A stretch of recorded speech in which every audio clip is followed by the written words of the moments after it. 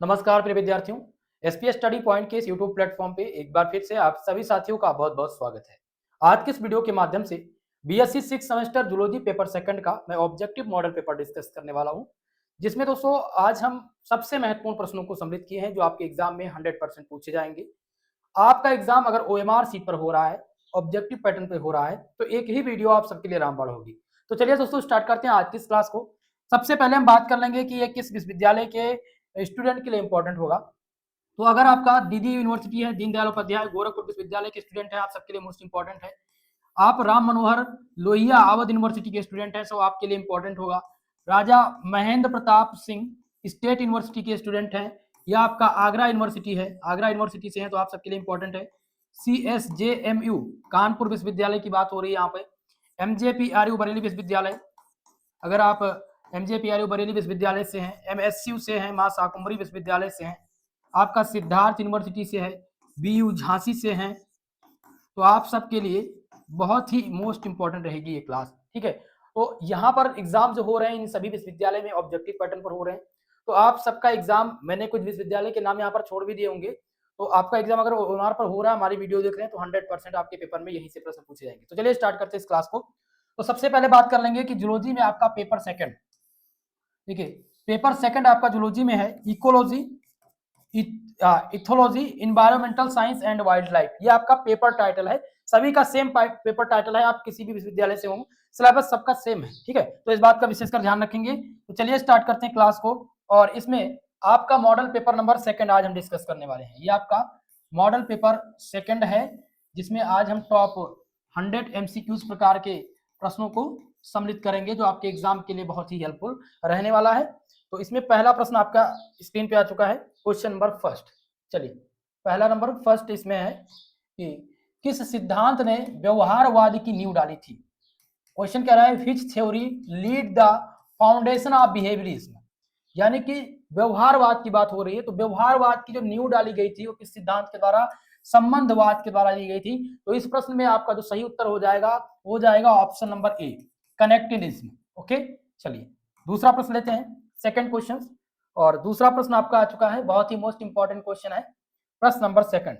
इसमें पूछा गया है कि यदि पृथ्वी से सभी हरे पौधे खत्म हो जाएं तो क्या होगा। If all green plants disappear from earth, कहने का मतलब यह है कि पृथ्वी पर जितने भी हरे पेड़ पौधे हैं अगर वो समाप्त हो जाएं तो क्या होगा, जीवन रहेगा या नहीं रहेगा। अब ऑप्शन देखते हैं क्या पूछ रहा है। ऑप्शन नंबर ए है कि सभी जंतु मर जाएंगे।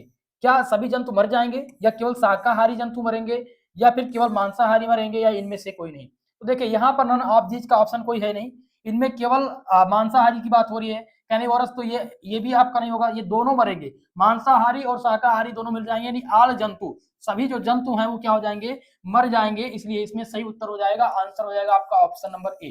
क्लियर है, चलिए तो इस प्रश्न का मैं एक बार यहाँ पर ब्रैकेट में कर दे रहा हूँ, आप सब याद रखेंगे, सभी जीव क्या हो जाएंगे, मर जाएंगे, all animals will die. Okay, चलिए दूसरा प्रश्न, क्वेश्चन नंबर सेकंड हो चुका है, तीसरा क्वेश्चन आपकी आ चुका है। और प्रश्न नंबर 3 इसमें क्या दिया गया, पोषक स्तर बनते हैं, trophic level are formed by. तो ट्रॉपिक लेवल की बात हो रही है कि कैसे बनते हैं ट्रॉपिक लेवल। अब यहाँ पर पहले ऑप्शन को देखेंगे, केवल पादपों से, क्या केवल प्लांट यानी ओनली प्लांट से ट्रॉपिक लेवल बनता है, या ओनली एनिमल से बनता है, या फिर ऑर्गेनिज्म लिंकेड इन ए फूड चेन, खाद्य श्रृंखला से जुड़े जीवों से। तो इसमें याद रखेंगे पोषक स्तर कैसे बनता है, पोषक स्तर बनता है खाद्य श्रृंखला से जुड़े जीवों से बनता है। इसमें आंसर हो जाएगा ऑप्शन नंबर सी आपका राइट उत्तर। तो तीसरे का ऑप्शन सी आपका सही उत्तर है। ठीक है, चलिए नेक्स्ट क्वेश्चन की तरफ। और आपका आ चुका है प्रश्न नंबर 4। चलिए चौथे प्रश्न की ओर बढ़ेंगे, मोस्ट इंपॉर्टेंट है चौथा क्वेश्चन। और चौथा क्वेश्चन देखिएगा, क्वेश्चन क्या पूछा गया है, दिबांग वैली नेशनल पार्क कहां पर स्थित है, where the Dibang valley national park located. आपके ऑप्शन दिए गए ए जिसमें अरुणाचल प्रदेश, बी आपका है उत्तराखंड, सी है सिक्किम, और डी दिया गया हिमाचल प्रदेश। तो याद रखेंगे दिबांग वैली नेशनल पार्क जो लोकेटेड है ये अरुणाचल प्रदेश में है। कहां पर है, अरुणाचल प्रदेश। ओके, तो यहां पर आंसर हो जाएगा ऑप्शन नंबर आपका ए करेक्ट उत्तर। क्लियर है, नेक्स्ट क्वेश्चन की तरफ बढ़ते हैं। चलिए दूसरा क्वेश्चन, प्रश्न नंबर आपका आ चुका है 5। पांचवा क्वेश्चन भी बहुत ही मोस्ट इंपॉर्टेंट है, और इस क्वेश्चन को ध्यानपूर्वक पढ़ने का प्रयास कीजिएगा। क्वेश्चन है रणथंबोर टाइगर रिजर्व किस राज्य में स्थित है, in which state is Ranthambore tiger reserve located. आपके ऑप्शन है पहला जिसमें राजस्थान, क्या राजस्थान में रणथंबोर टाइगर रिजर्व स्थित है, या फिर आपका बिहार, ऑप्शन सी है झारखंड और डी है महाराष्ट्र। तो आप सबको याद रखना है रणथंबोर टाइगर रिजर्व जो है ये कहां पर स्थित है, तो ये राजस्थान में स्थित है। कहां पर दोस्तों, राजस्थान में। आंसर इसमें हो जाएगा ऑप्शन नंबर ए इस प्रश्न का सही उत्तर। क्लियर है। चलिए अगले प्रश्न की ओर बढ़ेंगे। सभी साथी वीडियो को लाइक शेयर कर दीजिए, जितने भी दोस्त हमारे साथ जुड़ चुके हो। आपके स्क्रीन पे प्रश्न नंबर 6 आ चुका है और जो कि मोस्ट इंपॉर्टेंट है। ठीक है, 6 नंबर क्वेश्चन क्या दिया गया है, किसी भी परितंत्र में सम्मिलित होते हैं एन इकोसिस्टम इंक्लूड। इकोसिस्टम में क्या इंक्लूड होते हैं यह पूछा गया है। पहला है शाकाहारी, केवल शाकाहारी जीव ये परितंत्र में सम्मिलित होते हैं, या बी है जैविक तथा अजैविक यानी कि बायोटिक एंड एबायोटिक फैक्टर, सी है आपका मांसाहारी और डी दिया गया इनमें से कोई नहीं। तो आपका ऑप्शन डी इसमें से होगा नहीं, मांसाहारी केवल इसमें होते नहीं है। इसमें जैविक तथा अजैविक कौन सम्मिलित है, एन इकोसिस्टम इंक्लूड जैविक एंड अजैविक कारक यानी कि biotic and abiotic factors include होते हैं किसमें, इकोसिस्टम में। आंसर आपका हो जाएगा ऑप्शन नंबर बी इस प्रश्न का राइट उत्तर। देखिएगा 7वां क्वेश्चन है कि किसी भी परितंत्र में खाद्य स्तर कहलाते हैं, food level in an ecosystem are called. क्या कहलाते हैं, ये क्या उत्पादक कहलाते हैं या उपभोक्ता कहलाते हैं, या आंसर सी ऑप्शन सी दिया गया पोषी स्तर, क्या ये ट्रॉपिक लेवल कहलाते हैं या ये सभी। तो आप सभी याद रखेंगे दोस्तों कि food level in ecosystem are called trophic level. क्या कहलाते हैं इनको, इनको ट्रॉपिक लेवल कहा जाता है यानी पोषी स्तर कहा जाता है।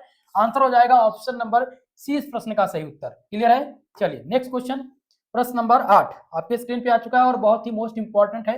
8वां क्वेश्चन ध्यान दीजिएगा, जिसमें क्वेश्चन पूछा गया दोस्तों, घास स्थल परितंत्र में संख्या का पिरामिड होगा, the pyramid of numbers in grassland ecosystem will be.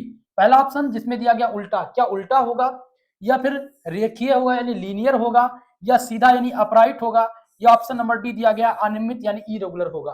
ठीक है, तो आप सब याद रखेंगे क्या होगा, घास स्थल परितंत्र में संख्या का जो पिरामिड होगा वो सीधा होगा, क्या होगा, अपराइट। आंसर इसमें क्या हो जाएगा, ऑप्शन नंबर सी इस प्रश्न का सही उत्तर हो जाएगा। क्लियर है। चलिए नेक्स्ट क्वेश्चन की तरफ, प्रश्न नंबर आपका 9 नंबर क्वेश्चन बहुत ही मोस्ट इंपॉर्टेंट है।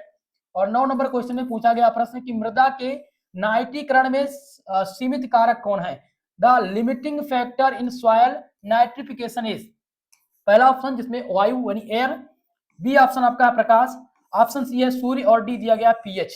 तो ध्यान रखेंगे मृदा के नाइट्रीकरण में जो सीमित कारक हैं वो कौन से हैं, वो पीएच है। आंसर इसमें हो जाएगा ऑप्शन नंबर आपका डी राइट उत्तर। क्लियर है। चलिए नेक्स्ट क्वेश्चन आपके स्क्रीन पे आ चुका होगा, सभी साथी वीडियो को शेयर कर दीजिएगा और 10 नंबर क्वेश्चन की तरफ ध्यान दीजिएगा। 10 नंबर क्वेश्चन आपका इसमें है। क्वेश्चन क्या कह रहा है कि किसी जीव मंडल में ऊर्जा का प्रवाह होता है, एनर्जी फ्लो इन बायोस्फीयर। तो बायोस्फीयर में एनर्जी का फ्लो कैसा होता है, यह रेखीय होता है या एक दिशीय होता है या बहुदिशीय होता है, या डी दिया गया इनमें से कोई नहीं। तो दोस्तों याद रखेंगे कि energy flow in biosphere is unidirectional यानी कि एक दिशीय होता है। इसमें जो सही उत्तर हो जाएगा ऑप्शन नंबर बी इस प्रश्न का राइट उत्तर। क्लियर है इतनी चीजें। चलिए आगे बढ़ते हैं और नेक्स्ट क्वेश्चन देखते हैं। प्रश्न नंबर आपका 11 जो आपके स्क्रीन पे आ चुका है, मोस्ट इंपॉर्टेंट क्वेश्चन है। ठीक है, 11 नंबर क्वेश्चन ध्यान दीजिएगा। क्वेश्चन नंबर 11 क्या कह रहा है, खाद्य श्रृंखला में उच्चतम शिखर पर होते हैं, who is eight highest peak in food chain. पहला ऑप्शन मांसाहारी, बी आपका दिया गया उत्पादक, सी है अपघटक और डी दिया गया ये सभी। तो खाद्य श्रृंखला में उच्चतम शिखर पर जो होते हैं वो क्या होते हैं, वो मांसाहारी होते हैं। इसलिए सही उत्तर हो जाएगा ऑप्शन नंबर ए इस प्रश्न का राइट उत्तर। क्लियर है। चलिए नेक्स्ट क्वेश्चन की तरफ आपका अगला प्रश्न देखते हैं। चलिए भाई नेक्स्ट क्वेश्चन प्रश्न नंबर 12 और 12 नंबर प्रश्न आपके स्क्रीन पे आ चुका है, ध्यान दीजिएगा। 12 नंबर क्वेश्चन क्या बच्चों, यह है कि बायो एक्यूमुलेशन है, बायो एक्यूमुलेशन इज। तो बायो एक्यूमुलेशन क्या है, ये विषाक्तता का बढ़ना बायो एक्यूमुलेशन कहलाता है, या भोजन का लेना तो टेकिंग ऑफ फूड इसमें होगा नहीं, श्वसन रेस्पिरेशन इसमें होगा नहीं, परिसंचरण में वृद्धि इंक्रीजेस इन सर्कुलेशन बिल्कुल नहीं। इसमें बायो एक्यूमुलेशन का मतलब है इंक्रीजेस इन टॉक्सिसिटी यानी विषाक्तता का बढ़ना। तो आंसर हो जाएगा इसमें ऑप्शन नंबर ए। ठीक है, तो 12 नंबर में ऑप्शन ए आपका सही उत्तर है। आशा करता हूं कि आप लोग 12 प्रश्न तक का जो आंसर है उनको समझ चुके होंगे। अब हम नेक्स्ट क्वेश्चन की तरफ बढ़ते हैं। क्वेश्चन नंबर आपका आ चुका है प्रश्न नंबर 13। ठीक है, आपके स्क्रीन पे 13 नंबर क्वेश्चन है, ध्यान दीजिएगा। और 13 नंबर क्वेश्चन क्या कह रहा है कि यह नवीनीकरण संसाधन नहीं है, यानी कि this is not a renewable resources. नवीनीकरण संसाधन में से कौन सा नहीं है? तो एयर क्या है? ये नवीनीकरण संसाधन है, बिल्कुल है। कोयला नहीं है, कोयला नवीनीकरण संसाधन की श्रेणी में नहीं आता है, इसलिए इसमें आंसर क्या हो जाएगा? ऑप्शन नंबर बी आपका राइट उत्तर हो जाएगा। क्लियर है? चलिए नेक्स्ट क्वेश्चन लेते हैं। प्रश्न नंबर आपका 14, प्रश्न नंबर 14 आपके स्क्रीन पे आ चुका है। और क्वेश्चन नंबर 14 ध्यान दीजिएगा, क्वेश्चन नंबर 14 क्या है? इसके द्वारा प्रदूषण कम होता है। पॉपुलेशन इज रिड्यूस्ड बाय, प्रदूषण किससे कम होता है? वृक्षारोपण से। क्या वृक्ष लगाने से प्रदूषण कम होने की संभावना होती है, या फिर ईंधन का जलना? तो ईंधन का जलना ये प्रदूषण को फैलाता है। पेड़ की कटाई से क्या होता है? प्रदूषण बढ़ता है। इनमें से कोई नहीं, ये ऑप्शन होगा नहीं।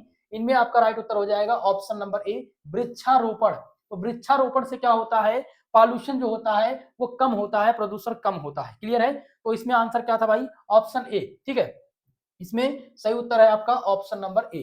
ओके, चलिए नेक्स्ट क्वेश्चन आपके स्क्रीन पे, प्रश्न नंबर आपका 15। और 15 नंबर प्रश्न ध्यान दीजिएगा, बहुत ही मोस्ट इंपॉर्टेंट क्वेश्चन है 15 नंबर। इसमें पूछा गया है कि क्वेश्चन 15 क्या कह रहा है? निम्नलिखित में प्राकृतिक परितंत्र पूछा गया है। प्राकृतिक परितंत्र क्या है? Which of the following is a natural ecosystem? इनमें से नेचुरल इकोसिस्टम कौन सा है? इनमें पहला ऑप्शन दिया गया पार्क। पार्क क्या है? ये प्राकृतिक परितंत्र की श्रेणी में आता है। या फिर वन फॉरेस्ट, या ऑप्शन सी दिया गया एक्वारिज्म। आंसर डी है ये सभी। तो इसमें सही उत्तर क्या हो जाएगा दोस्तों? याद रखेंगे कि सही उत्तर इसका क्या हो जाएगा? पूछा गया प्राकृतिक परितंत्र, तो प्राकृतिक परितंत्र की श्रेणी में फॉरेस्ट आता है, वन आता है। तो आंसर क्या हो जाएगा मेरे भाई? ऑप्शन नंबर बी आपका इसमें राइट उत्तर हो जाएगा। क्लियर है इतनी चीजें? चलिए नेक्स्ट प्रश्न की ओर आगे बढ़ते हैं और नेक्स्ट क्वेश्चन को हम सॉल्व करते हैं। आपका प्रश्न नंबर 16 नंबर प्रश्न आपकी स्क्रीन पे आ चुका है, ध्यान दीजिएगा। जिसमें है क्वेश्चन नंबर 16। क्या क्वेश्चन है कि यह परितंत्र का उत्पादक है। This is a producer of and ecosystem. तो इकोसिस्टम का प्रदूषक, यहाँ क्या पूछा गया है? प्रदूषक पूछा गया है, उत्पादक पूछा गया, प्रोड्यूसर।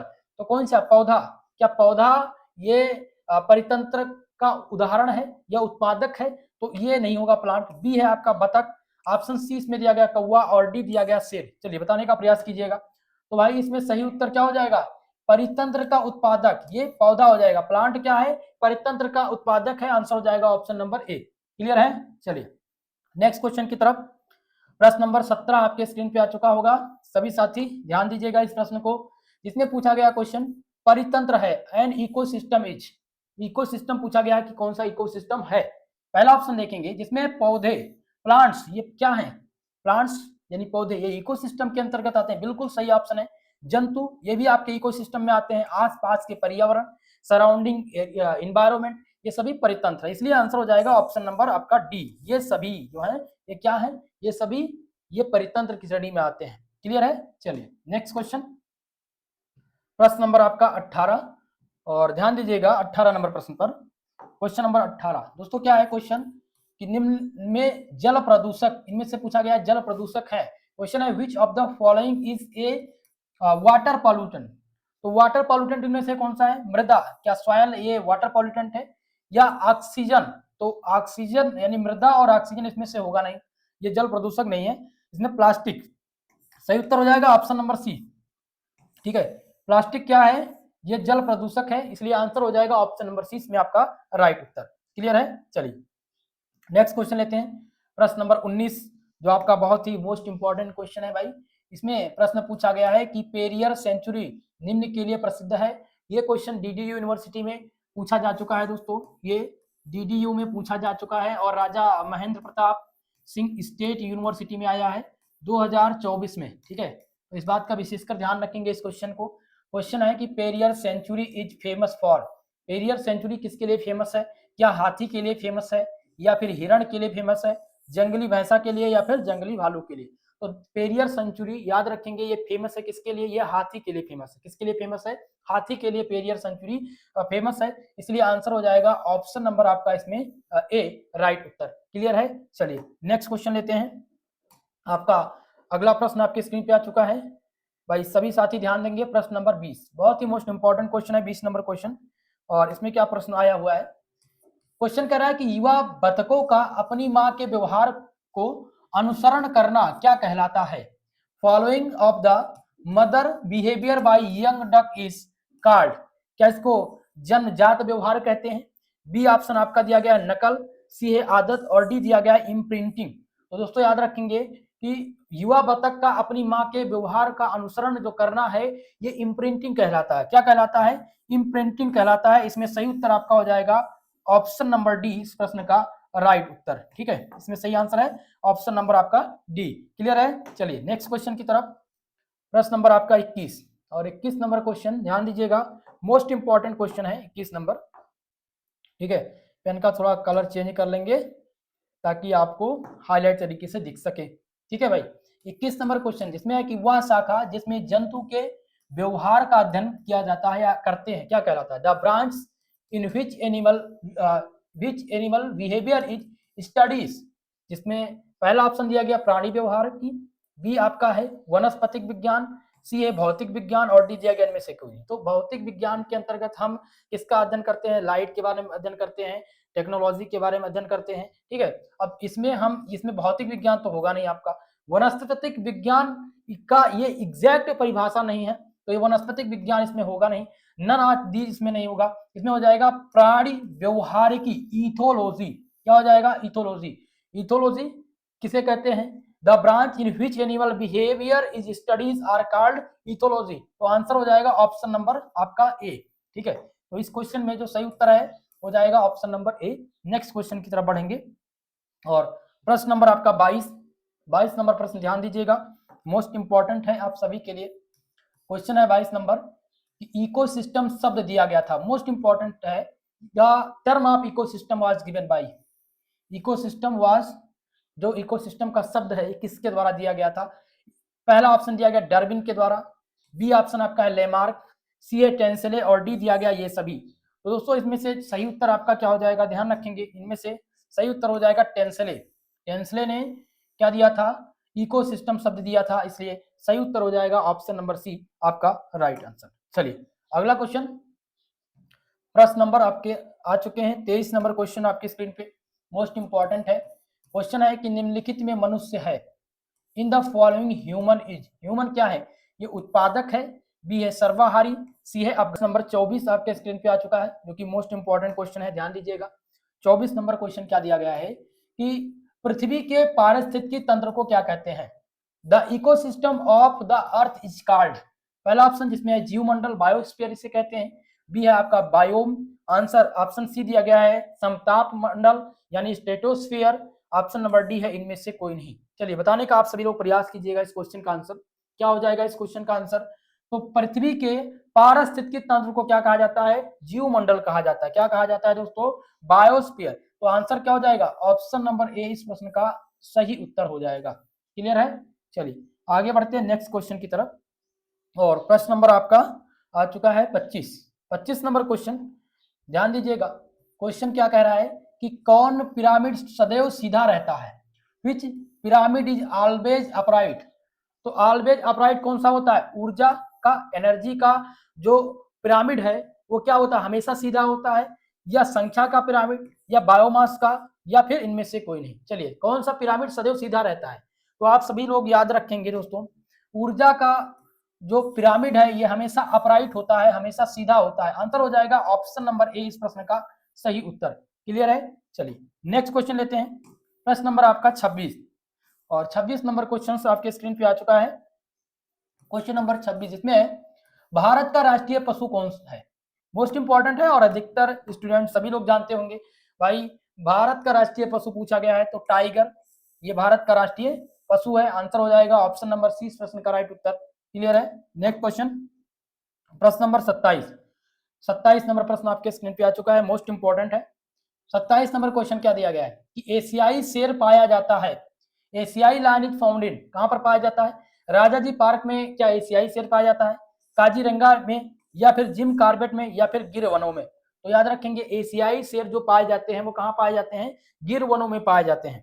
ठीक है, कहां पर पाए जाते हैं मित्रों, गिर वनों में, गिर फॉरेस्ट, आंसर हो जाएगा ऑप्शन नंबर डी इस प्रश्न का सही उत्तर। क्लियर है, चलिए आगे बढ़ते हैं नेक्स्ट प्रश्न, प्रश्न नंबर आपका 28 और 28 नंबर क्वेश्चन ध्यान दीजिएगा। क्वेश्चन है कि भारत का प्रथम नेशनल पार्क है, India first national park is Jim Corbett national park. तो बिल्कुल सही उत्तर है, जिम कॉर्बेट नेशनल पार्क जो है ये भारत का प्रथम नेशनल पार्क है।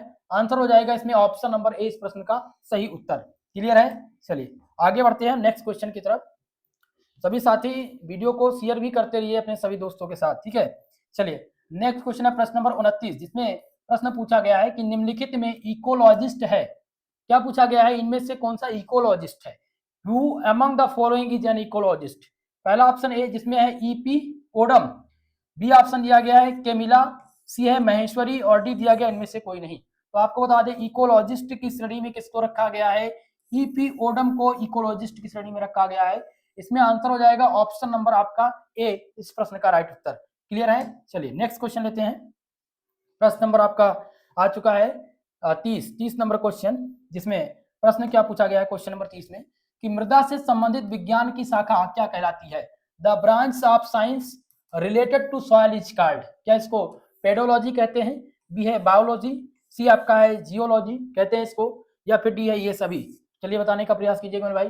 तो मृदा से संबंधित जो शाखा होती है इसको क्या कहा जाता है? इसको पेडोलॉजी कहते हैं। क्या कहते हैं? पेडोलॉजी। आंसर हो जाएगा ऑप्शन नंबर ए इस प्रश्न का सही उत्तर। क्लियर है? चलिए अगले प्रश्न की ओर। नेक्स्ट क्वेश्चन आपके स्क्रीन पे आ चुका है, प्रश्न नंबर आपका 31 नंबर है। इकोलॉजी शब्द दिया था, मोस्ट इंपॉर्टेंट क्वेश्चन है दोस्तों। The term of ecology was given by. तो इकोलॉजी का टर्म किसके द्वारा दिया गया था? क्या खुराना ने इस टर्म को दिया था या फिर सीवी रमन? तो सीवी रमन इनमें नहीं होंगे, ठीक है। रीटर, बिल्कुल रीटर ने दिया था दोस्तों। कौन किसका शब्द? रीटर ने इकोलॉजी शब्द दिया था। आंसर इसमें हो जाएगा ऑप्शन नंबर सी आपका राइट उत्तर। क्लियर है? चलिए नेक्स्ट क्वेश्चन की तरफ बढ़ते हैं। और आपका अगला क्वेश्चन क्या दिया गया है? प्रश्न नंबर 32, जिसमें है कि निम्नलिखित में जैविक कारक पूछा गया है। मोस्ट इंपॉर्टेंट क्वेश्चन है ये, आपके लिए बहुत इंपॉर्टेंट होगा, बार बार एग्जाम में आता है। निम्नलिखित में अजैविक कारक पूछा गया है। Which of the following is an abiotic factor? Abiotic factor पूछा गया कौन सा है? पहला तापमान, टेम्परेचर। टेम्परेचर क्या एबायोटिक फैक्टर है, या ऑक्सीजन, या लवण, या ये सभी? तो बिल्कुल एबायोटिक फैक्टर जो है उसके अंतर्गत टेम्परेचर आपका आ जाता है, इसके अंतर्गत ऑक्सीजन आ जाता है, साल्ट आ जाता है। ये सभी क्या है? ये एबायोटिक फैक्टर हैं। इसलिए हो जाएगा आंसर इसमें option number D, all of these या ऑल ऑफ अबव। ओके चलिए नेक्स्ट क्वेश्चन, प्रश्न नंबर आपका 33। चलिए नेक्स्ट क्वेश्चन है प्रश्न नंबर 33, और 33 नंबर क्वेश्चन बहुत ही मोस्ट इंपॉर्टेंट क्वेश्चन है कि सर्वाधिक सौर ऊर्जा को ग्रहण करते हैं। Who absorb the maximum solar energy? तो मैक्सिमम सोलर एनर्जी कौन ग्रहण करता है? लगे हुए पेड़। क्या ये सबसे ज्यादा सोलर एनर्जी को ग्रहण करते हैं? बी है कटे हुए पेड़। तो कटे हुए पेड़ क्या एनर्जी ग्रहण करेंगे? ये तो होगा नहीं। बीज, सीड, सीड क्या सबसे ज्यादा सोलर एनर्जी ग्रहण करते हैं? बिल्कुल नहीं भाई, कोई नहीं, ठीक है। इसमें सही उत्तर हो जाएगा लगे हुए पेड़। प्लांट स्टैंडिंग ट्रीज जो है ये सबसे अधिक सौर ऊर्जा या सौर एनर्जी ग्रहण करते हैं, क्योंकि आप देखते हैं जो पेड़ होता है उसके नीचे क्या होता है? छाया होता है। तो जितना भी सोलर एनर्जी है वो पेड़ की पत्ती, पेड़ की टहनी ये एब्जॉर्ब कर लेती है, ठीक है। तो इसमें सही उत्तर क्या हो जाएगा? ऑप्शन नंबर ए आपका हो जाएगा सही उत्तर। क्लियर है? चलिए अगला क्वेश्चन, प्रश्न नंबर आपका 34, और बहुत ही मोस्ट इंपॉर्टेंट है 34 नंबर क्वेश्चन, जिसमें प्रश्न पूछा गया है राजाजी नेशनल पार्क स्थित है। चलिए बताने का प्रयास कीजिएगा। Rajaji national park is situated in, पहला ऑप्शन है उत्तर प्रदेश, बी है बिहार, ऑप्शन सी दिया गया केरल और डी दिया गया कर्नाटका। चलिए आप सभी लोग इस क्वेश्चन का आंसर देने का प्रयास कीजिएगा कि राजाजी नेशनल पार्क ये कहां पर अवस्थित है। तो दोस्तों याद रखेंगे राजाजी नेशनल पार्क ये उत्तर प्रदेश में है। कहां पर है? हमारे यूपी में राजाजी नेशनल पार्क अवस्थित है। आंसर आपका हो जाएगा ऑप्शन नंबर ए। क्लियर है? चलिए नेक्स्ट क्वेश्चन की तरफ बढ़ते हैं। प्रश्न नंबर आपका 35, और 35 नंबर क्वेश्चन बहुत ही मोस्ट इंपॉर्टेंट है, कई बार का रिपीटेड प्रश्न है। जो बच्चे कंपटीशन के एग्जाम की तैयारी कर रहे होंगे उनको पता होगा कि ये क्वेश्चंस बार बार एग्जाम में पूछे जाते हैं, ठीक है। तो आपके सिलेबस में दिया गया है, तो भाई ये आपके जीएस जीके का क्वेश्चंस भी है। क्वेश्चन है कि निम्नलिखित में से तैरता हुआ नेशनल पार्क है, बहुत इंपॉर्टेंट है। Which of the following is a floating national park? तो फ्लोटिंग नेशनल पार्क में से कौन सा है? पहला ऑप्शन है कार्बेट, बी है काजीरंगा, सी आपका दिया गया कान्हा और डी दिया गया कोई नहीं। तो चलिए बताने का प्रयास कीजिएगा आप सभी लोग कि तैरता हुआ नेशनल पार्क कौन है? Jim Corbett national park, Kaziranga या कान्हा, या इनमें से कोई नहीं, ठीक है। आप सभी को इस क्वेश्चन का आंसर देना है। 35 नंबर क्वेश्चन का आंसर आप सबके द्वारा देना है और ये इंपॉर्टेंट क्वेश्चन है, सभी लोग बताने का प्रयास कीजिएगा। आपके कमेंट के आधार पर ही इस क्वेश्चन का आंसर दिया जाएगा। मैं कमेंट बॉक्स में इसका एग्जैक्ट आंसर पिन कर दूंगा। चलिए 36 नंबर क्वेश्चन ध्यान दीजिएगा, प्रश्न नंबर 36, जिसमें चिपको आंदोलन प्रारंभ हुआ था। चिपको मूवमेंट स्टार्टेड इन, तो चिपको मूवमेंट जो स्टार्ट हुआ था वो कब स्टार्ट हुआ था दोस्तों? ये स्टार्ट हुआ था 1973 में। किसके लिए? पेड़ों की रक्षा करने के लिए ये आंदोलन प्रारंभ हुआ था। पेड़, अधिकतर पेड़ की कटाई हो रही थी, तो पेड़ की कटाई को रोकने के लिए कुछ महिलाओं ने चिपको आंदोलन की शुरुआत की थी। ठीक है, तो यहाँ पर आंसर हो जाएगा ऑप्शन नंबर बी आपका राइट उत्तर। तो जब भी पूछे चिपको आंदोलन प्रारंभ हुआ था तो ये कब प्रारंभ हुआ था? 1973 में प्रारंभ हुआ था। ठीक है, चलिए अगला क्वेश्चन लेते हैं, प्रश्न नंबर आपका 37 और 37 नंबर क्वेश्चन ध्यान दीजिएगा, जिसमें क्वेश्चन है पाओक्रेटिस है। पाओक्रेटिस इस, तो पाओक्रेटिस क्या है? पीकॉक। पीकॉक को पाओक्रेटिस कहा जाता है। इसमें आंसर हो जाएगा ऑप्शन नंबर ए इस प्रश्न का राइट उत्तर। क्लियर है? चलिए नेक्स्ट क्वेश्चन की ओर। आपका अगला प्रश्न है प्रश्न नंबर 38, ध्यान दीजिएगा। क्वेश्चन नंबर 38 आपके लिए मोस्ट इंपॉर्टेंट है कि जंतु विलुप्ति का मुख्य कारण क्या है? The main cause of animal extension is, जंतु के विलुप्तीकरण में विलुप्तीकरण का मुख्य कारण क्या है? पहला ऑप्शन है प्रदूषण। क्या प्रदूषण मुख्य कारण है? तो पॉल्यूशन को हम मेन जो है फैक्टर नहीं मान सकते हैं विलुप्तीकरण का। ठीक है, तो ये ऑप्शन आपका होगा नहीं। आवास का विनाश बिल्कुल सही ऑप्शन है। हैबिटेट डिस्ट्रक्शन, ये जो है ये सबसे एग्जैक्ट आंसर इसका होगा। ठीक है, तो जंतु के विलुप्तीकरण का अधिकांश कारण यह है कि उनके आवासों का आजकल क्या हो रहा है? विनाश किया जा रहा है। उनके आवासों को तहस नहस किया जा रहा है, पेड़ों पौधों की कटाई की जा रही है, जो तालाब हैं वहां पर सफाई की जा रही है। तो इसकी वजह से दोस्तों क्या हो रहा है कि जो रेयर केस में प्रजातियां हैं वो विलुप्त तो होती जा रही हैं। ठीक है, तो इसमें सही आंसर हो जाएगा ऑप्शन नंबर बी, आवासों का विनाश। चलिए नेक्स्ट क्वेश्चन, आपके अगले प्रश्न की ओर बढ़ेंगे। प्रश्न नंबर आपका 39, बहुत ही मोस्ट इंपॉर्टेंट क्वेश्चन है। 39 नंबर क्वेश्चन जिसमें है कि निम्नलिखित में ग्रीन हाउस गैस है, which of the following is a green house gas? Green house gas इनमें से कौन सी है? तो दोस्तों याद रखेंगे CO2 कार्बन डाइऑक्साइड और NO2 ये दोनों क्या है? ग्रीन हाउस गैस है। इसमें सही उत्तर क्या हो जाएगा? ऑप्शन नंबर ए इस प्रश्न का सही उत्तर हो जाएगा, CO2 ये आपका ग्रीन हाउस गैस है। ओके, चलिए नेक्स्ट क्वेश्चन की तरफ। प्रश्न नंबर 40 जिसमें आपका प्रश्न पूछा गया है कि कौन सा समझौता ग्रीन हाउस गैस उत्सर्जन को कम करने हेतु है? इनमें से पूछा गया which agreement for the reducing green house gas emission, तो आंसर इसमें क्या हो जाएगा? डी आंसर हो जाएगा सही उत्तर। क्लियर है? चलिए, तो इसमें पेरिस समझौता, जनेवा और नोटो संधि ये तीनों नहीं है। इनमें सही है आपका क्योटो प्रोटोकॉल, ये था इसके लिए ग्रीन हाउस गैस उत्सर्जन को कम करने के लिए। ठीक है, नेक्स्ट क्वेश्चन लेते हैं, प्रश्न नंबर आपका 41 और 41 नंबर प्रश्न ध्यान दीजिएगा, जिसमें पूछा गया है क्वेश्चन की ग्लोबल वार्मिंग का मुख्य कारण क्या है? What is the main cause of global warming? बहुत ही मोस्ट इंपॉर्टेंट है। ग्लोबल वार्मिंग का क्या पूछा गया है कि मेन कारण क्या है? वनों की कटाई। वनों की कटाई से क्या ग्लोबल वार्मिंग पे इफेक्ट पड़ रहा है? तो ये एग्जैक्ट इसका आंसर ये नहीं होगा। ठीक है, ग्रीन हाउस गैसों में वृद्धि, इंक्रीजेस इन ग्रीन हाउस गैसेस, बिल्कुल सही आंसर है। ग्रीन हाउस गैसेस जो हैं वो बढ़ रहे हैं, इंक्रीज हो रहे हैं, इस वजह से क्या हो रहा है? ग्लोबल वार्मिंग बढ़ रही है, यानी गर्मी अधिक बढ़ रही है। आंसर हो जाएगा इसमें ऑप्शन नंबर बी। ठीक है, 41 नंबर प्रश्न का सही उत्तर क्या है? ऑप्शन नंबर बी सही उत्तर है। ठीक है, चलिए अगले प्रश्न की ओर। नेक्स्ट क्वेश्चन है प्रश्न नंबर 42, 42 नंबर क्वेश्चन, जिसमें प्रश्न क्या पूछा गया है दोस्तों? क्वेश्चन है कि एसिड रेन के लिए जिम्मेदार गैस कौन सा है? The gas responsible for acid rain is, पहला ऑप्शन है SO2, बी है O2, सी ऑप्शन है कार्बन डाइऑक्साइड और डी दिया गया NO2। तो दोस्तों अगर बात हो एसिड रेन की, तो एसिड रेन के लिए जो जिम्मेदार है वो है SO2। तो सही आंसर क्या हो जाएगा मेरे भाई? सही आंसर हो जाएगा ऑप्शन नंबर ए। इस क्वेश्चन में सही उत्तर है आपका ऑप्शन ए, ये एसिड रेन के लिए जिम्मेदार है। क्लियर है? चलिए नेक्स्ट क्वेश्चन लेते हैं, प्रश्न नंबर आपका 43, बहुत ही मोस्ट इंपॉर्टेंट है। कौन सा? 43 नंबर क्वेश्चन है कि पावलॉग द्वारा कुत्तों को प्रशिक्षण के लिए किस उद्दीपन का प्रयोग किया गया था? Which stimulus was used by the Pavlov was training dog, जिसमें पहला घंटी, बी है रोशनी यानी कि लाइट का प्रयोग किया गया था, या सी दिया गया हथौड़ा और डी दिया गया कोई नहीं। तो इस क्वेश्चन में आंसर हो जाएगा ऑप्शन नंबर आपका ए। ठीक है, किसका प्रयोग किया गया था? पावलोव द्वारा कुत्ते को प्रशिक्षण के लिए उद्दीपन का प्रयोग किया गया था, वो था घंटी। ठीक है, इसमें हो जाएगा बेल।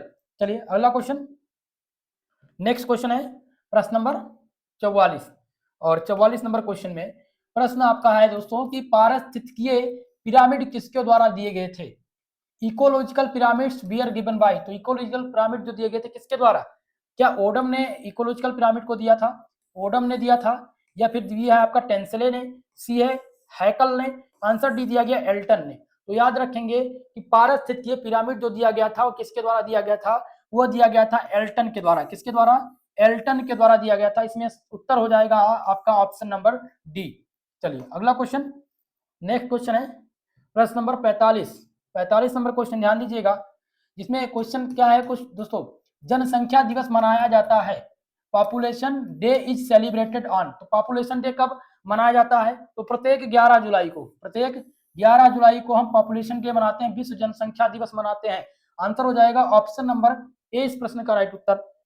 नेक्स्ट क्वेश्चन लेते हैं, प्रश्न नंबर आपका 46 और 46 नंबर क्वेश्चन ध्यान दीजिएगा, जिसमें है कि सिग्मांड कर्व का संबंध है, सिग्मांड कर्व इज रिलेटेड टू। तो ये किससे रिलेटेड है? ये जनसंख्या के वक्र से, पॉपुलेशन कर्व से संबंधित है।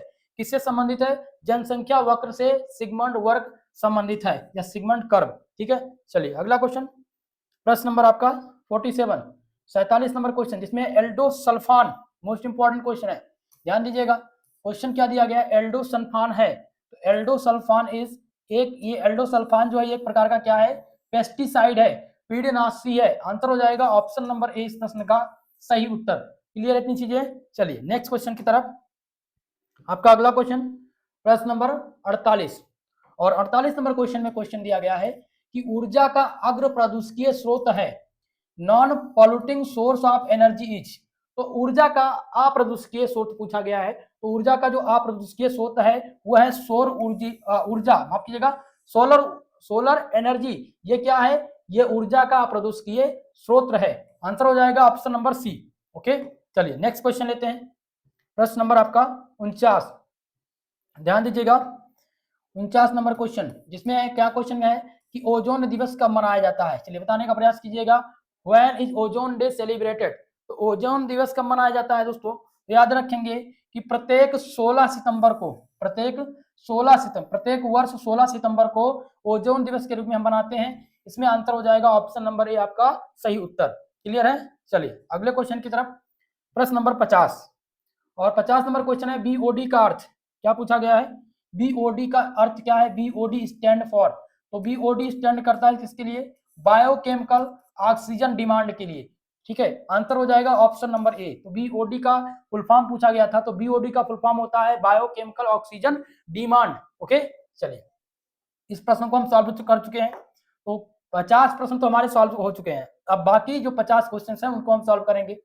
सभी साथी लोग वीडियो को शेयर कर दीजिएगा, जितने भी दोस्त हमारे नए हैं चैनल पर, सभी से निवेदन है चैनल को सब्सक्राइब भी कर लीजिए।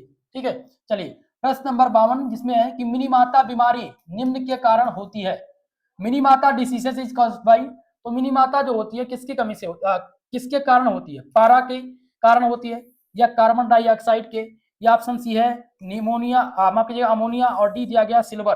तो इनमें से दोस्तों क्या सही उत्तर हो जाएगा? मिनीमाता रोग जो होता है वो किसके कारण? पारा, मरकरी से। आंसर हो जाएगा ऑप्शन नंबर ए, पारा के कारण क्या होता है? कौन सी बीमारी होती है? मिनीमाता बीमारी होती है। ठीक है, तो 32 नंबर में ऑप्शन नंबर ए आपका सही उत्तर है। नेक्स्ट क्वेश्चन लेते हैं, प्रश्न नंबर आपका 53, जिसमें डीडीटी पूछा गया, मोस्ट इंपॉर्टेंट है डीडीटी, डाइक्लोरोटाइफेनिल इथेन। ठीक है, डीडीटी क्या है? ये प्रकार का ये जैव निम्नीकरण प्रदूषक है, या अजैविक नवीनीकरण प्रदूषक है, या मेडिसिन, या ये सभी? तो दोस्तों याद रखेंगे यहाँ पर बात क्या हो रही, किसकी बात हो रही थी? डीडीटी। तो डीडीटी क्या है? ये अजैविक नवीनीकरण प्रदूषक है। आंसर हो जाएगा ऑप्शन नंबर बी इस प्रश्न का सही उत्तर। क्लियर है? नेक्स्ट क्वेश्चन लेते हैं, चलिए प्रश्न नंबर 54 नंबर प्रश्न आपके स्क्रीन पे आ चुका है, जिसमें क्वेश्चन है कि ओजोन परत के क्षरण में अहम भूमिका होती है। Major role in ozone layer depletion is played by. पहला ऑप्शन जिसमें है नाइट्रोजन के ऑक्साइड, यानी ऑक्साइड ऑफ नाइट्रोजन, बी है फ्लोरोकार्बन्स, सी है SO2 और डी दिया गया ए एंड बी दोनों, बोथ ए एंड बी। तो ओजोन परत के क्षरण में अहम भूमिका जो निभाता है, अहम जो भूमिका होती है वो किसकी होती है, नाइट्रोजन के ऑक्साइड की और फ्लोरोकार्बन्स की। इसलिए आंसर हो जाएगा इसमें option number D, A and B दोनों, ये आपका सही उत्तर हो जाएगा। ठीक है, तो 54 नंबर में आंसर आपका हो जाएगा ऑप्शन नंबर डी। चलिए अगला क्वेश्चन लेते हैं, प्रश्न नंबर 55 नंबर प्रश्न ध्यान दीजिएगा, और इसमें पूछा गया है कि ग्लोबल वार्मिंग का परिणाम होता है, the result of global warming. तो ग्लोबल वार्मिंग का परिणाम पूछा गया, क्या होता है, समुद्री स्तर में वृद्धि, rise in sea level, B है वायु की गति का कम होना, decreases in wind speed, option C है ज्वालामुखियों की वृद्धि, इंक्रीजेस इन ज्वालामुखी, आंसर डी है इनमें से सभी।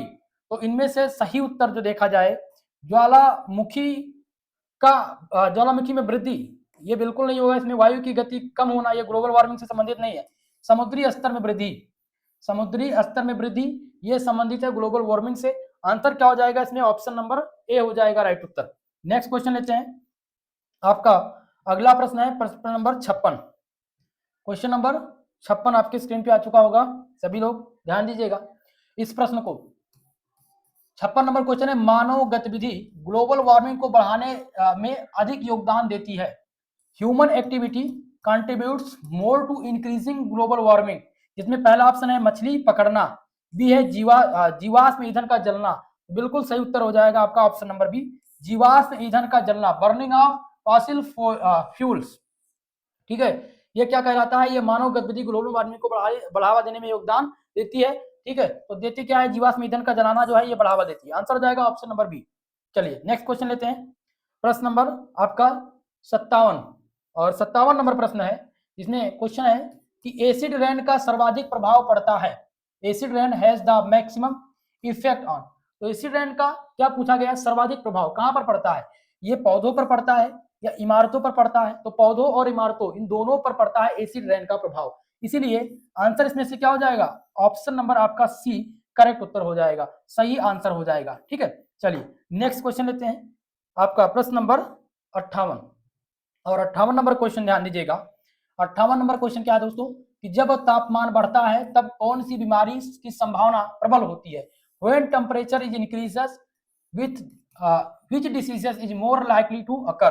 तो जब टेम्परेचर अधिक हो जाता है, जब टेम्परेचर बढ़ जाता है, गर्मी अत्यधिक हो जाती है, तो उसमें सबसे ज्यादा जो बीमारी फैल जाती है वो मलेरिया फैलती है, सबसे ज्यादा मलेरिया का खतरा ज्यादा होता है, आंसर हो जाएगा इसमें ऑप्शन नंबर बी आपका राइट उत्तर। क्लियर है, चलिए नेक्स्ट क्वेश्चन लेते हैं, प्रश्न नंबर 59 और 59 नंबर क्वेश्चन में पूछा गया प्रश्न ध्यान दीजिएगा, प्रश्न क्या है कि हीट वेव का सीधा प्रभाव शरीर पर क्या पड़ता है, what is the direct effect of heat wave on the body, इसमें है सर्दी, बी है बुखार, सी है हीट स्ट्रोक और डी दिया गया इनमें से कोई नहीं। तो हीट वेव का सीधा जो प्रभाव शरीर पर पड़ता है वो हीट स्ट्रोक, लू लग जाती है, क्या कहते हैं इसको, लू लगना कहते हैं, आंसर इसमें हो जाएगा ऑप्शन नंबर आपका सी इस क्वेश्चन का राइट उत्तर। क्लियर है, चलिए नेक्स्ट क्वेश्चन लेते हैं, प्रश्न नंबर 60। ठीक है, प्रश्न नंबर 60 जिसमें प्रश्न पूछा गया दोस्तों ध्यान दीजिएगा, क्वेश्चन नंबर 60 आपका है ज्वालामुखी, माफ कीजिएगा जलवायु परिवर्तन, क्वेश्चन है जलवायु परिवर्तन में श्वसन संबंधी समस्या का कारण हो सकता है, cause of respiratory problems in climate change can be, जिसमें है वायु प्रदूषण, तो वायु प्रदूषण सबसे मेन है, एयर पॉल्यूशन इसमें सही उत्तर हो जाएगा। ठीक है, ये जलवायु परिवर्तन में श्वसन संबंधी समस्या आती है जो वायु प्रदूषण के कारण ही आती है, तो इसमें आंसर हो जाएगा ऑप्शन नंबर ए। ओके, अगला क्वेश्चन, प्रश्न नंबर आपका 61 नंबर क्वेश्चन ध्यान दीजिएगा, जिसमें है कि बाढ़ बढ़ने के प्रमुख प्रभाव क्या हो सकते हैं। तो बाढ़ बढ़ने से प्रमुख प्रभाव पूछा गया है, पहला ऑप्शन दिया गया उत्पादन बढ़ाना, बी है शिक्षा में बढ़ोतरी, सी है जल जनित रोगों में बढ़ोतरी। तो जब बाढ़ आता है तो अधिक खतरा किसकी होती है, जब बाढ़ आता है तो ज्यादातर रोग बढ़ने का खतरा ज्यादा होता है, तो रोग कैसा आता है, जल जनित रोग में बढ़ोतरी हो जाती है। ठीक है, तो बाढ़ बढ़ने से प्रमुख प्रभाव जो होता है वो क्या है, वो जल जनित रोगों में बढ़ोतरी करना, आंसर हो जाएगा ऑप्शन नंबर सी इस प्रश्न का राइट उत्तर। क्लियर है, चलिए नेक्स्ट क्वेश्चन लेते हैं, प्रश्न नंबर आपका 62। चलिए 62 नंबर क्वेश्चन ध्यान दीजिएगा, और इसमें प्रश्न पूछा गया आपका, क्वेश्चन है कि जलवायु संबंधी कारणों से निपटने के लिए कौन सा क्षेत्र अत्यधिक मजबूत होना चाहिए, which sector should be stronger to deal with the climate related issues जिसमें पहला ऑप्शन है स्वास्थ्य सेवाएं, बी ऑप्शन है आपका शिक्षा एजुकेशन, सी है मनोरंजन एंटरटेनमेंट, और डी दिया गया इनमें से कोई नहीं, नन ऑफ दी।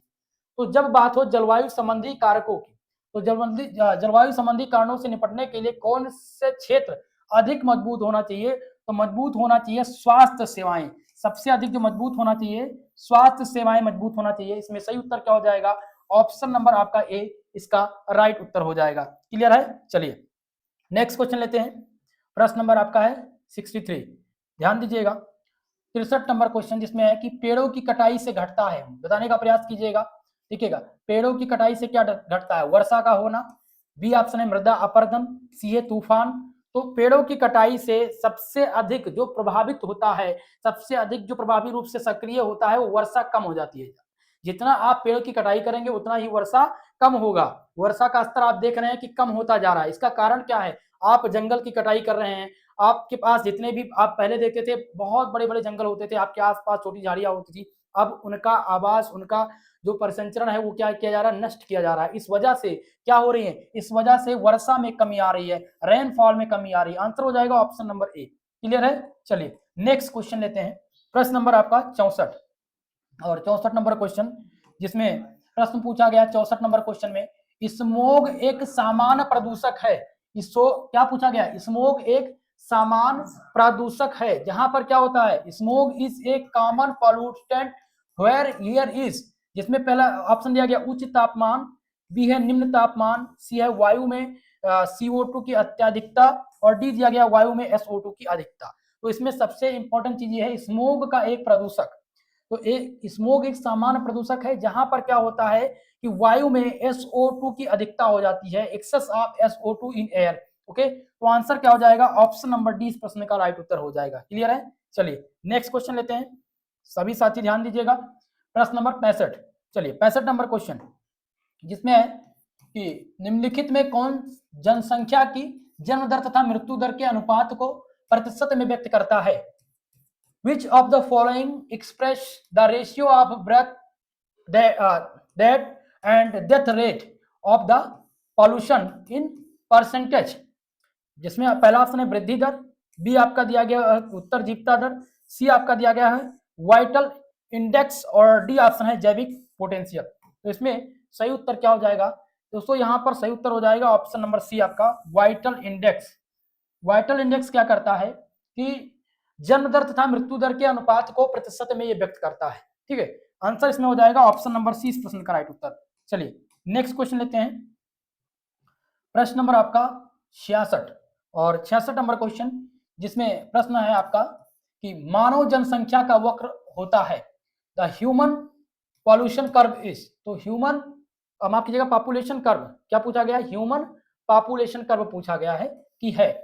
ठीक है, जिसमें पहला ऑप्शन देखेंगे जिसमें दिया गया एस आकार, बी आपका जेड आकार का, सी है जे आकार का, और डी दिया गया इनमें से कोई नहीं। तो दोस्तों जो ह्यूमन पॉपुलेशन कर्व होता है वो कैसा होता है, वो जे आकार का होता है, इसलिए आंसर हो जाएगा इसमें ऑप्शन नंबर सी आपका इसमें राइट आंसर, सही उत्तर। ठीक है, चलिए नेक्स्ट क्वेश्चन लेते हैं। प्रश्न नंबर आपका 67 और 67 नंबर क्वेश्चन जो कि मोस्ट इंपॉर्टेंट है, जिसमें पूछा गया है कि प्रथम जनसंख्या विस्फोट किस कारण से हुआ, what cause the first population expression. ये संस्कृति के कारण यानी कल्चर के कारण जनसंख्या विस्फोट हुआ था, या फिर बी है औद्योगिकरण, सी है आधुनिक, और डी दिया गया इनमें से कोई नहीं। ठीक है, तो इस क्वेश्चन में आपका जो सही उत्तर हो जाएगा दोस्तों वो क्या हो जाएगा, ऑप्शन बी हो जाएगा औद्योगिकरण। इसके कारण क्या हुआ था, औद्योगिकरण के कारण प्रथम जनसंख्या विस्फोट हुआ था। आंसर हो जाएगा ऑप्शन नंबर बी इस प्रश्न का राइट उत्तर। क्लियर है, चलिए नेक्स्ट क्वेश्चन की तरफ। प्रश्न नंबर आपका 68 और 68 नंबर क्वेश्चन, जिसमें प्रश्न पूछा गया है, क्या पूछा गया है कि निम्नलिखित में से कौन सा परितंत्र अधिक अस्थायी है। क्या पूछा गया है कि which of the following ecosystem is more stable. तो मोर स्टेबल में से कौन सा है, पर्वत, बी आपका है पवन, सी है मरुस्थल, और डी है महासागर। तो इनमें से सही उत्तर क्या हो जाएगा मेरे भाई, इनमें से परितंत्र अधिक अस्थायी, तो अधिक अस्थायी जो परितंत्र है वो महासागर है, ओशियन। आंसर इसमें हो जाएगा ऑप्शन नंबर डी इस प्रश्न का राइट उत्तर। क्लियर है, चलिए नेक्स्ट क्वेश्चन की तरफ बढ़ेंगे। प्रश्न नंबर आपका 69, जिसमें सीसा पूछा गया। सीसा है लेड इज, सीसा क्या एक प्रकार का वायु प्रदूषक है, या फिर ये जल प्रदूषक है, या फिर सी आपका दिया मृदा प्रदूषक, और डी दिया गया रेडियोधर्मी प्रदूषक। तो इसमें ध्यान रखेंगे सीसा क्या है, ये एक प्रकार का वायु प्रदूषक है, एयर पॉल्यूटेंट है। आंसर हो जाएगा ऑप्शन नंबर ए। चलिए नेक्स्ट प्रश्न की ओर। आपके स्क्रीन पे क्वेश्चन नंबर 70 और 70 नंबर प्रश्न में पूछा गया है क्वेश्चन कि सूर्य की पराबैंगनी किरणें बनी होती हैं, ultraviolet rays of the sun forms ozone से, बी है फ्लोराइड्स, सी आपका है SO2 और डी दिया गया CO यानी कार्बन डाइऑक्साइड। तो इनमें से सही उत्तर क्या हो जाएगा भाई, सही उत्तर हो जाएगा ओजोन। ठीक है, सूर्य की पराबैंगनी किरणें जो बनती है वो ओजोन से बनती है। किससे बनती है, ओजोन से बनती है। तो इसलिए आंसर हो जाएगा ऑप्शन नंबर ए। नेक्स्ट क्वेश्चन है, चलिए प्रश्न नंबर 71 और 71 नंबर क्वेश्चन जो कि मोस्ट इंपॉर्टेंट है, जिसमें पूछा गया है कि निम्न में ग्रीन हाउस गैस नहीं है। इनमें से क्या पूछा गया है, कौन सी ग्रीन हाउस गैस नहीं है। Which of the following is not green house gas. पहला ऑप्शन O2 ऑक्सीजन क्या ग्रीन हाउस गैस है। प्रश्न नंबर आपका 72 और 72 नंबर क्वेश्चन ध्यान दीजिएगा, क्वेश्चन नंबर 72 जिसमें क्या पूछा गया प्रश्न कि जल प्रदूषक का प्रमुख कारण है, the main case of water pollutants. पहला ऑप्शन दिया गया औद्योगिक अपशिष्ट, बी है साबुन, सी ऑप्शन है कीटनाशी और डी दिया गया अमोनिया। ठीक है, तो जल प्रदूषक का जो मुख्य कारक है वो क्या है, वो है औद्योगिक अपशिष्ट। क्या है दोस्तों, औद्योगिक अपशिष्ट। इसमें सही उत्तर हो जाएगा ऑप्शन नंबर आपका ए। अगला क्वेश्चन नंबर 74 जिसमें सर्वाधिक सुपोषण मिलता है। पहला ऑप्शन जिसमें समुद्र की सतही परतों में, बी ऑप्शन है गहरी झील की ऊपरी परतों में, आंसर सी जिसमें झील के मध्य परतों में मिलती है या गहरी झील के भीतरी परतों में मिलती है। तो दोस्तों इसमें याद रखेंगे क्या, सर्वाधिक सुपोषण ये कहां पर मिलता है, ये गहरी झील के ऊपरी परतों में मिलता है, यानी कि upper layer of a deep lake. Answer क्या हो जाएगा, ऑप्शन नंबर 20 में आपका सही उत्तर हो जाएगा। नेक्स्ट क्वेश्चन, प्रश्न नंबर आपका 75 नंबर क्वेश्चन ध्यान दीजिएगा, जिसमें क्या पूछा गया क्वेश्चन कि वह जाति जिसके विलुप्त होने का खतरा है। तो विलुप्त होने का सबसे ज्यादा खतरा किसका है, दुर्लभ जो रेयर प्रजातियां हैं क्या उनका विलुप्त होने का खतरा है, या बी है संकटापन्न यानी इंडेंजर्ड, या ऑप्शन बी है सुभेद और डी दिया गया कोई नहीं। तो दोस्तों याद रखेंगे कि वह जाति जिनके विलुप्त होने का सबसे ज्यादा खतरा है वो संकटापन्न प्रजाति है। कैसी है, संकटापन्न यानी इंडेंजर्ड स्पेसीज, जिसमें सही उत्तर क्या हो जाएगा, ऑप्शन नंबर बी। ओके चलिए नेक्स्ट क्वेश्चन लेते हैं, प्रश्न नंबर आपका जिसमें 76 नंबर क्वेश्चन है, नेपेंथिस। नेपेंथिस है, तो नेपेंथिस क्या है, एक प्रकार का कीट भक्षी पौधा है। ये क्या है दोस्तों, ये कीट भक्षी पौधा है। इसमें आंसर हो जाएगा ऑप्शन नंबर सी। याद रखेंगे कई बार एग्जाम में आ चुका है। ठीक है, चलिए नेक्स्ट क्वेश्चन की तरफ। प्रश्न नंबर आपका 77 नंबर क्वेश्चन है, अनुक्रमण के प्रकार पूछे गए हैं। क्या पूछे गए हैं, अनुक्रमण के प्रकार है, टाइप्स ऑफ सक्सेशंस आर, जिसमें प्रश्न है पहला ऑप्शन दिया गया 10, बी 1 और सी ऑप्शन दिया गया 2। तो याद रखेंगे कि अनुक्रमण के कितने प्रकार हैं, तो 2 प्रकार हैं अनुक्रमण के, इसलिए आंसर हो जाएगा इसमें ऑप्शन नंबर सी आपका राइट उत्तर। क्लियर है, चलिए नेक्स्ट क्वेश्चन, प्रश्न नंबर 78 78 नंबर प्रश्न ध्यान दीजिएगा, जिसमें क्वेश्चन पूछा गया है कि अनुक्रमण का मुख्य कारण क्या है, the main case of succession is. पहला ऑप्शन जिसमें दिया गया स्थलाकृति यानी कि टोपोग्राफी, बी है जलवायु संबंधी क्लाइमेटिक, ऑप्शन नंबर सी जिसमें है जैविक यानी बायोटिक, और डी है ये सभी ऑल ऑफ दीज। तो अनुक्रमण का जो मुख्य कारण है उसमें ट्रोपोग्राफी, क्लाइमेटिक, बायोटिक ये सभी इंक्लूड हैं, इसलिए सही उत्तर हो जाएगा answer D all of these, यानी कि ये सभी। ओके, ये सभी अनुक्रमण के मुख्य कारण हैं। चलिए अगला क्वेश्चन लेते हैं, प्रश्न नंबर आपका 79 और 79 नंबर क्वेश्चन है कि जेट हवाई जहाज से, क्या क्वेश्चन पूछा गया है, जेट हवाई जहाज से निकलने वाला मुख्य एरोसोल प्रदूषक है। पहला ऑप्शन जिसमें है फ्लोरोकार्बन, बी आपका है SO2 और सी ऑप्शन दिया गया CO और डी है CO2। देखिए SO2 और CO2 इसमें होगा नहीं, इसमें फ्लोरोकार्बन आपका मुख्य रूप से सही उत्तर होगा। ठीक है, तो अगर आपसे क्वेश्चन पूछे कि जेट हवाई जहाज से निकलने वाला मुख्य एरोसोल प्रदूषक कौन है, तो वो आपका है फ्लोरोकार्बन। आंसर हो जाएगा ऑप्शन नंबर ए। क्लियर है, चलिए नेक्स्ट क्वेश्चन लेते हैं, प्रश्न नंबर आपका 80 और 80 नंबर क्वेश्चन में प्रश्न है कि बायोमेडिकल अपशिष्ट किस नियम के तहत नियंत्रित होता है, under which rule of biomedical waste regulated, जिसमें पहला ऑप्शन है पर्यावरण संरक्षण अधिनियम 1986। बी ऑप्शन दिया गया है बायोमेडिकल अपशिष्ट प्रबंधन नियम 2016। तो 2016 में क्या आया था दोस्तों, एक नियम आया था जो कि था बायोमेडिकल अपशिष्ट प्रबंधन नियम, ठीक है। और इस नियम के तहत जो बायोमेडिकल अपशिष्ट है वो नियंत्रित होते हैं, ठीक है। आंसर क्या हो जाएगा इसमें, ऑप्शन नंबर आपका बी इस प्रश्न का सही उत्तर हो जाएगा, ठीक है। चलिए अगला क्वेश्चन लेते हैं, प्रश्न नंबर आपका 81। और 81 नंबर क्वेश्चन है जो कि मोस्ट इंपॉर्टेंट है, बहुत ही इंपॉर्टेंट क्वेश्चन है, ये कई बार एग्जाम में आ चुका है, ठीक है। क्वेश्चन है कि भोपाल गैस त्रासदी कब हुई थी। तो when did the Bhopal gas त्रासदी अकर्स। तो भोपाल गैस त्रासदी जो हुई थी ये कब हुई थी, 1984 में हुई थी। कब हुई थी, 1984 में भोपाल गैस त्रासदी हुआ था। इसलिए सही उत्तर क्या हो जाएगा मित्रों, इसमें सही उत्तर हो जाएगा ऑप्शन नंबर आपका ए, ठीक है। चलिए अगला क्वेश्चन, प्रश्न नंबर 82। और 82 नंबर क्वेश्चन में है कि भोपाल गैस त्रासदी के समय लीक होने वाली गैस कौन सी थी। The gas leaked during the Bhopal gas tragedy was, पहला ऑप्शन दिया गया जिसमें NH3, तो NH3 नहीं लीक हुआ था इसमें, इसमें मिथाइल आइसोसाइनाइड, मिथाइल आइसोसाइनेट ये गैस लीक हुई थी भोपाल गैस त्रासदी के समय, ठीक है। तो सही उत्तर क्या हो जाएगा भाई, इसमें हो जाएगा ऑप्शन नंबर डी आपका राइट उत्तर, ठीक है। चलिए नेक्स्ट क्वेश्चन की तरफ, प्रश्न नंबर आपका 83। और 83 नंबर क्वेश्चन जो कि मोस्ट इंपॉर्टेंट है, जिसमें भोपाल गैस त्रासदी में गैस के रिसाव का प्रमुख कारण क्या था। पूछा गया है कि जब भोपाल गैस त्रासदी हुई थी तो उसमें जो गैस रिसाव हुआ था उसका प्रमुख कारण क्या था, ठीक है।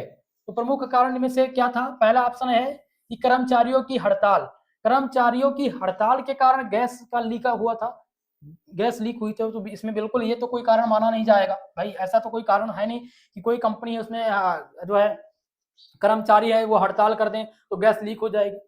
इसमें ये तो पहला का आपका ऑप्शन गलत हो जाएगा। बी ऑप्शन है खराब रख रखाव एवं सुरक्षा में चूक, बिल्कुल यही सही उत्तर है, ठीक है। क्या हुआ था कि जब भोपाल गैस त्रासदी हुई तो उस समय क्या हुआ कि वहां पर उस फैक्ट्री में रख रखाव और सुरक्षा ये बिल्कुल चूक हुई थी, उनका कोई इस पे ध्यान ही नहीं था, इस वजह से ऐसी समस्या हुई थी, ठीक है। ये गैस लीक हुई थी। आंसर हो जाएगा ऑप्शन नंबर 20 प्रश्न का राइट उत्तर। नेक्स्ट क्वेश्चन लेते हैं, प्रश्न नंबर आपका क्वेश्चन नंबर 84, जिसमें है 84 नंबर क्वेश्चन, ध्यान दीजिएगा कि ओजोन परत का प्रमुख कार्य क्या है। The main function of ozone layer is, तो ओजोन लेयर का क्या पूछा गया है, मुख्य कारक क्या है, जिसमें पहला ऑप्शन जिसमें O2 का उत्पादन, प्रोडक्शन ऑफ O2 का प्रोडक्शन क्या है ओजोन परत का मुख्य कारण है, बिल्कुल नहीं होगा। बी है पराबैंगनी किरणों को अवशोषित करना, तो आप सबको पता है पराबैंगनी किरणों को अवशोषित करके ही ओजोन जो लेयर है वो क्या होता है, ओजोन लेयर से ही क्या होती है, पराबैंगनी किरणें निर्मित होती हैं। तो इसमें आंसर हो जाएगा ऑप्शन नंबर बी, पराबैंगनी किरणों को अवशोषित करना ये ओजोन परत का मुख्य कार्य है, ठीक है। चलिए अगला क्वेश्चन, नेक्स्ट क्वेश्चन लेते हैं, प्रश्न नंबर 85। और 85 नंबर क्वेश्चन ध्यान दीजिएगा, जिसमें है कि वायुमंडल की निम्न परतों में ओजोन परत पाई जाती है। Ozone layer is found in the following layer of the atmosphere, पहला है मध्य मंडल जिसे कहते हैं मेसोस्फीयर, बी है क्षोभ मंडल यानी कि ट्रोपोस्फियर, और डी दिया गया ऑप्शन नंबर सी जिसमें समताप मंडल स्ट्रेटोस्फियर, और डी इनमें से कोई नहीं। तो दोस्तों याद रखेंगे कि जो वायुमंडल की परत में ओजोन माफ कीजिएगा ओजोन परत जो पाई जाती है ये कहां पर पाई जाती है, समताप मंडल में। कहां पर, समताप मंडल में पाई जाती है। आंसर इसमें हो जाएगा ऑप्शन नंबर सी आपका राइट उत्तर, ठीक है। नेक्स्ट क्वेश्चन, प्रश्न नंबर 86। और 86 नंबर क्वेश्चन ध्यान दीजिएगा, क्वेश्चन है कि ओजोन परत के क्षरण का हानिकारक प्रभाव इनमें से कौन सा है। The harmful effect of ozone layer depletion is, जिसमें पहला ऑप्शन है वृद्धि में कमी, बी है त्वचा रोग, सी आपका दिया गया ग्रीन हाउस गैसों में कमी, और डी है ये सभी। तो दोस्तों याद रखेंगे ओजोन परत के क्षरण का जो हानिकारक प्रभाव है वो है दोस्तों त्वचा रोग, स्किन डिसीजेस। इसमें सही उत्तर क्या हो जाएगा, ऑप्शन नंबर बी इस प्रश्न का राइट उत्तर हो जाएगा। क्लियर है। चलिए नेक्स्ट क्वेश्चन की ओर, प्रश्न नंबर आपका 87।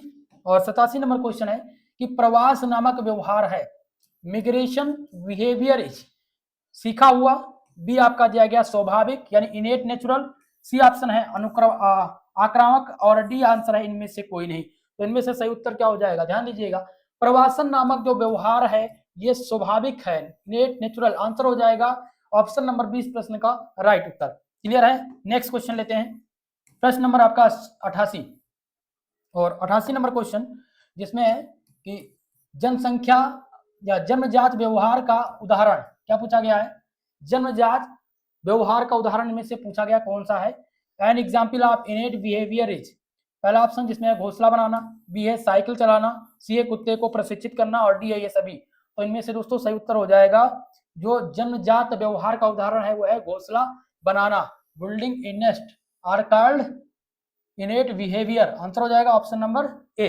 ओके, अगला क्वेश्चन, प्रश्न नंबर आपका 89 और 89 नंबर क्वेश्चन ध्यान दीजिएगा, जिसमें प्रश्न है कि सीखा हुआ व्यवहार का अर्थ है, learning behaviour means, learning behaviour means पूछा गया है, जिसमें पहला ऑप्शन है कि जन्मजात व्यवहार, क्या जन्मजात व्यवहार ये सीखा हुआ व्यवहार है, बी है नकल किया हुआ व्यवहार। तो बिल्कुल नकल किया हुआ व्यवहार ये सीखे व्यवहार के अंतर्गत आता है, तो आंसर इसमें से क्या हो जाएगा, ऑप्शन नंबर आपका बी इस प्रश्न का राइट उत्तर होगा। क्लियर है। चलिए नेक्स्ट क्वेश्चन, प्रश्न नंबर 90 और 90 नंबर क्वेश्चन है, ध्यान दीजिएगा। क्वेश्चन कह रहा है कि कुत्ते व्यक्ति को पहचानने के लिए किस क्रिया का उपयोग करते हैं, पहला स्पर्श और बी है सूंघने की शक्ति।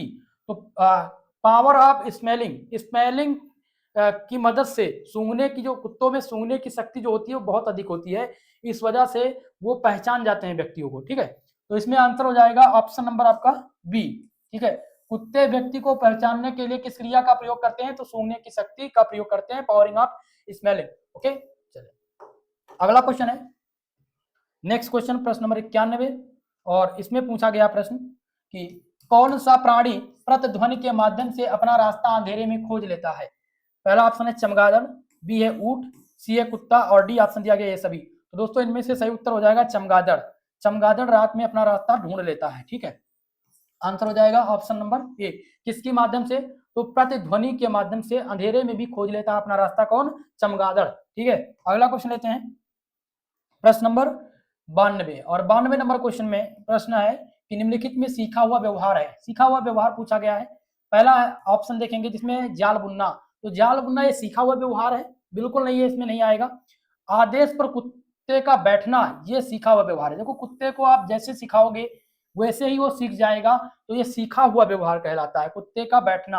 आंसर हो जाएगा ऑप्शन नंबर बी इस प्रश्न का सही उत्तर। क्लियर है। चलिए नेक्स्ट क्वेश्चन की तरफ, प्रश्न नंबर आपका 93 और 93 नंबर क्वेश्चन में प्रश्न पूछा गया है, ध्यान दीजिएगा मित्रों, क्या है, कौन सा व्यवहार अपने साथी या क्षेत्र को प्राप्त करने के लिए प्राणी अपनाते हैं, which behavior do animal adopt to again a partner और टेरिटरी। ठीक है, तो इसमें क्या क्वेश्चन किया गया है कि कौन सा व्यवहार अपने व्यवहार अपने साथी या क्षेत्र को प्राप्त करने के लिए प्राणी अपनाते हैं, तो वो है आक्रामक व्यवहार अपनाते हैं। कैसा अपनाते हैं, आक्रामक व्यवहार अपनाते हैं। ठीक है, इसमें सही उत्तर हो जाएगा ऑप्शन नंबर सी इस प्रश्न का राइट उत्तर। क्लियर है। चलिए नेक्स्ट क्वेश्चन, प्रश्न नंबर आपका 94 और 94 नंबर क्वेश्चन दोस्तों ध्यान दीजिएगा, क्या है, क्वेश्चन नंबर 94 है कि यह भारत का प्रमुख टाइगर रिजर्व है। क्या पूछा गया है, this is a major tiger reserve of India. इसमें पहला ऑप्शन है कार्बेट, बी है गिर, सी ऑप्शन दिया गया लायन सफारी और डी दिया गया इनमें से कोई नहीं। तो इसमें से सही उत्तर क्या हो जाएगा, ध्यान दीजिएगा कि भारत का प्रमुख टाइगर रिजर्व जो है वो है कार्बन, क्या है, कार्बनेट। आंसर हो जाएगा ऑप्शन नंबर ए इस प्रश्न का सही उत्तर। नेक्स्ट क्वेश्चन, प्रश्न नंबर आपका 95 और 95 नंबर प्रश्न में क्वेश्चन पूछा गया है, क्या क्वेश्चन क्या कह रहा है कि टाइगर रिजर्व का मुख्य उद्देश्य क्या है, टाइगर रिजर्व का मुख्य उद्देश्य पूछा गया है, what is the main object of tiger reserve. पहला ऑप्शन जिसमें है पर्यटन, तो पर्यटन की दृष्टि से क्या टाइगर रिजर्व का उद्देश्य है, ये बिल्कुल असत्य कथन है। शिकार, हंटिंग इसमें होगा नहीं। सुरक्षा, ठीक है, सिक्योरिटी, प्रोटेक्शन के लिए टाइगर रिजर्व का मुख्य उद्देश्य है। आंसर हो जाएगा ऑप्शन नंबर सी इस प्रश्न का राइट उत्तर। क्लियर है। चलिए नेक्स्ट क्वेश्चन की तरफ, प्रश्न नंबर आपका 96 और 96 नंबर क्वेश्चन में प्रश्न है कि वन्य जीवन को सुरक्षा देने का मुख्य कारण है। पहला ऑप्शन, ये प्रदूषक बढ़ाते हैं, ये प्रदूषक को घटाते हैं भाई, वन्य जीवन को सुरक्षा देने का कारण ये बिल्कुल नहीं है। दूसरा, इनके द्वारा प्राकृतिक संतुलन बना रहता है, बिल्कुल सही ऑप्शन है बी। ठीक है, वन्य जीवन को सुरक्षा देने का कारण यही है कि इनके द्वारा प्राकृतिक जो संतुलन है वो बना रहता है, मेंटेन नेचुरल बैलेंस। ओके, तो 96 नंबर में ऑप्शन नंबर आपका कौन सा सही है? बी उत्तर सही उत्तर होगा। ठीक है, चलिए नेक्स्ट क्वेश्चन, प्रश्न नंबर 97। और 97 नंबर प्रश्न है, ध्यान दीजिएगा, जिसमें क्या दिया गया क्वेश्चन कि एथोलॉजी के जनक कौन है? The father of ethology. तो एथोलॉजी के जनक जो है वो कौन है?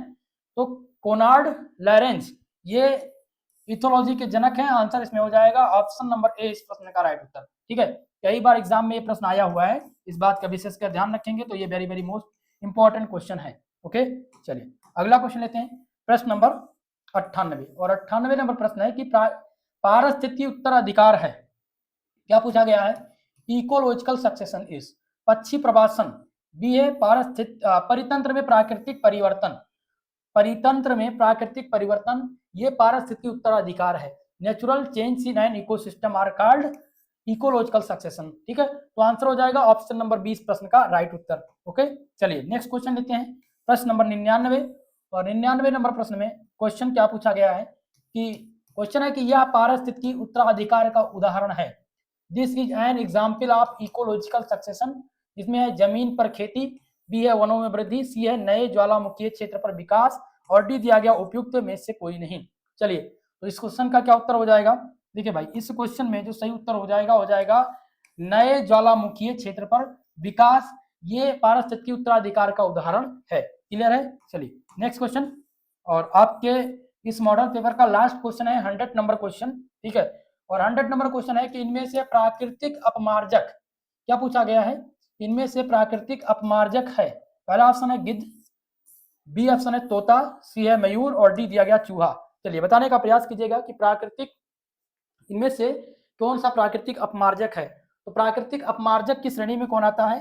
प्राकृतिक अपमार्जक की श्रेणी में गिद्ध आता है। ठीक है, इसमें सही उत्तर हो जाएगा ऑप्शन नंबर ए। तो दोस्तों आज की इस क्लास में हमने 100 ऑब्जेक्टिव प्रकार के प्रश्नों को सॉल्व करा दिया है। ठीक इसी प्रकार से हम नेक्स्ट वीडियो लेकर के आएंगे आप सबके सम्मुख। आप सभी लोग वीडियो को लाइक शेयर कर दीजिएगा, और जो भी आपकी रिक्वायरमेंट है, आपको नेक्स्ट वीडियो किस टॉपिक पे चाहिए या किस सब्जेक्ट पे चाहिए, आप कमेंट करके जरूर बताइएगा। साथ ही साथ आप ये भी कमेंट करके बताने का प्रयास करेंगे कि आप किस यूनिवर्सिटी के स्टूडेंट हमारे इस वीडियो को वॉच कर रहे हैं। ठीक है दोस्तों, पीडीएफ जिनको चाहिए, पीडीएफ के लिए आप सबको चैनल ज्वाइन करना पड़ेगा, टेलीग्राम चैनल। ठीक है, इस पे 2 से 3 दिन में सभी पीडीएफ अपलोड कर दिए जाएंगे। जिनका पेपर अभी लगा हुआ है उनके लिए बता दूं, कुछ पीडीएफ अपलोड किए गए, उनको आप देख सकते हैं। आप टेलीग्राम पर जाएं, सर्च करें SP study point, SP study channel first आप सर्च करेंगे तो आपको हमारा क्या मिल जाएगा? टेलीग्राम चैनल, जिसके माध्यम से आपको पीडीएफ मिल जाएगा। लिंक डिस्क्रिप्शन बॉक्स में भी दिया गया है, आप चाहें तो वहां पर आप उस लिंक के माध्यम से ज्वाइन कर सकते हैं। और एक इंपॉर्टेंट इंफॉर्मेशन, आपका ऑब्जेक्टिव पेपर हो रहा है, तो आंसर की के लिए, ठीक है, आंसर की के लिए अपना क्वेश्चन पेपर हमारे कॉन्टेक्ट नंबर पर आप भेज दिया करिए, 9984947535।